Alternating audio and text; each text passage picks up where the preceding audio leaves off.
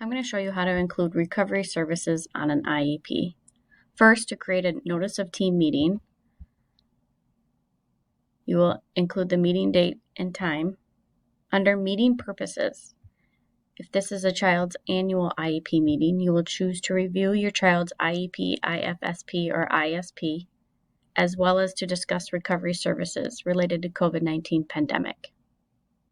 If this is not an annual IEP meeting and you are only discussing whether recovery services are needed, you will choose just the bottom to discuss recovery services. And then under meeting attendees, you will make sure you include everyone that is part of the team. Then you will open up a new IEP, or if you've determined that recovery services are needed and the annual is not due, then you will make a significant change to the current IEP.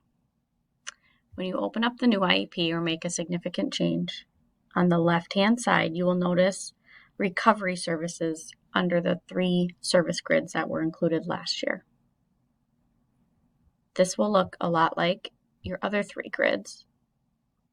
When you're including recovery services, you will choose specialized instruction, a description of the instruction, the location, the number of sessions that the team has agreed upon, the start and end date, as well as the provider.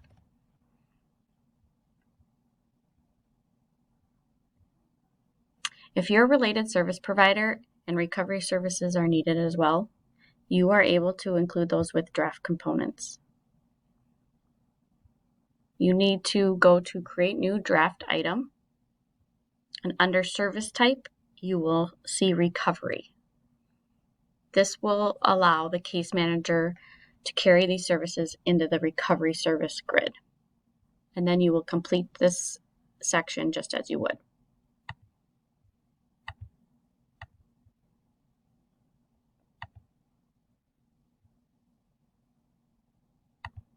When you have completed the recovery service grid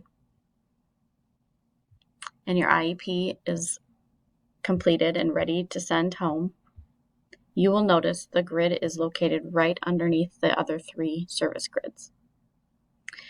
If you've determined at the annual IEP meeting that recovery services are not needed, you will not see the recovery service grid.